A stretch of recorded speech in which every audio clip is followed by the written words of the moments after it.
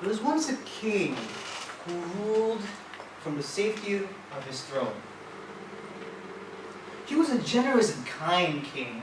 He wanted the best for his subjects, but he never let his subjects in his palace. The subjects wondered why, but the reason was because the king didn't want anyone to be bothered by his troubles. The king didn't want his subjects to be put off from any of his troubles, even though he probably has a lot on his plate. But little did that king know that his people care about him more than he thinks. Good evening, everyone. Good evening. For those of you who know me for quite some time now, you know I don't really like to talk about myself a lot. The reason being is because, well, in the past, in my younger days, I didn't really have a lot of friends during that time. In fact, I had more enemies than I had friends. But nowadays, I've welcomed new people into my life and I treasured them so deeply. So much, in fact, that I didn't want to lose them. I'd do anything to keep them there. So I don't open up. I don't open up because I don't want people to look at me and think, he's so annoying, he's so clingy, I don't like him. So I kept my mouth shut and it worked. For a long time, no one complained about me.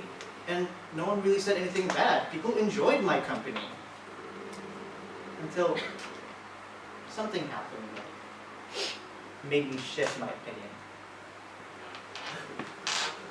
April 2016 was one of the worst months of my life. A series of events made it felt like I was sinking into a hole, and no matter how much I climbed out, I slip and fall deeper into the pit. Earlier in the month, in lightheaded days, I accidentally bumped into another person's car in broad daylight, got a lecture of a lifetime, got publicly humiliated, and owed the guy $200. It was a great way to start a month. But I told myself, you know what, Hilman, you have a lot to do, you have an assignment to do, you got to finish that. I had a project that I had to do with some of my friends, but the pressure got to me. During the assignment itself, I snapped. And I lost who I thought was a good friend of mine. Other than those two stories, I've had other exams, other works, other assignments I had to do on the back of my head. And it felt like it was that and that and that and that, layers of things that I need to talk about. I decided to phone two of my closest friends. And before I knew it, tears started pouring out. My words became unclear and it was unintelligible. And God knows I wanted to stop, but I couldn't. That was the first in a long time that I cried.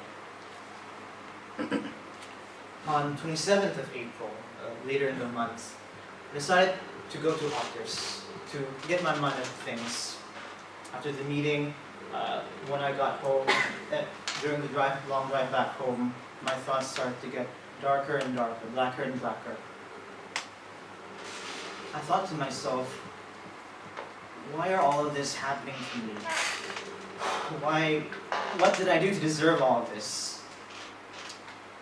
I felt helpless. But then a thought came to my mind. Put the pedal to the metal, crank up the stereo, I don't care, let me do everything that I have to give a middle finger for what happened to this month. As the speed of the meter rose, so did my adrenaline. The rush of it, the speed of the car, the speed of the music, I was in a rush and it felt so good. It finally felt like something good happened. But it didn't last long. Suddenly the upbeat rock music was replaced by the shriek of my car scratched onto the metal railing, and then dead silence. What happened was there was a dog, and I tried to dodge it, swerve it, and I lost control, hit the metal railing, and then I spin uncontrollably throughout the road. The next thing I knew, I got out of my car and blankly stared at the mess I made. The king, with the weight of the world on his shoulder, suddenly fell dramatically off his throne, and with that followed his spirit. Yeah, April wasn't such a great month for me. I thought to myself again, alright Hilman, what's your next move? I suddenly remembered that Alan and Sandy were also coming back home to Baghdad. And I phoned them, and luckily they weren't that far off. They came, helped me sell some stuff, and sent me back home. When I got home, I popped into my bed, feeling restless, feeling when you have your first ever accident. It's indescribable. I checked my phone, and it was a message from Nabil. Hilman, heard you were in an accident. Yeah, Nabil, I'm fine. I'm at home. Okay. Just some movies. Get your mind out of place. I thought, well, that was kind of Nabil. And then suddenly another message popped up from Pranika. Hilmi? Are you okay? Yeah, I'm fine. Oh, good. It's good to know you're safe. I slept and woke up the next day, and I got a message from Gary. Oh. I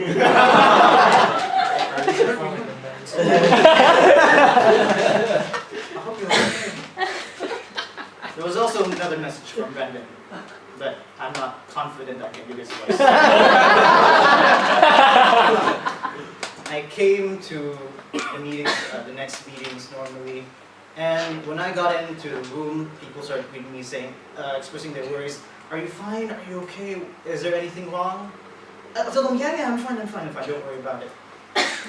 So yeah, I was a bit hot. I felt hard, but I felt touched that people were coming up to me and expressing their concern. Okay, one thing is that, one thing about not having your car is you don't have a ride home. Luckily, there were people kind enough to give me ride back, like Julius, like Johan, Hazwan, so yeah, thanks guys. No problem. After the whole thing ended, after it got a lot of calm, after I was emotionally exhausted for a long time, I decided to take a stroll around my neighborhood. And I had that time to reflect, and the more I thought about it, it became all that clear to me. I thought no one was going to care about my life. I thought if I ever told them about my troubles that are probably nothing to them, that they probably shrugged it off. But all this time, I've been proven wrong, because people do care. People do come up to me and say that they want to help. They want to help me. After I got back home, I got a new outlook. As the king lay there helplessly, he felt the hands of his subjects picking him up and set him in his throne, and cleaned up the rest of his palace. The act of kindness shook the king in his core, and realized that his subjects do care for him as much as they care for them, and he cared for them. Ladies and gentlemen, I thought that I had to be strong and go through my whatever problems that I have alone. But I realized I didn't have to, and people were there, and if I needed them, I could always ask. So ladies and gentlemen, it's not a dog eats dog world out there. It's not every man's for himself. Reality is more warmer than you think it is. And it took me crashing my own car to get that answer. Alright, back to you, Zash.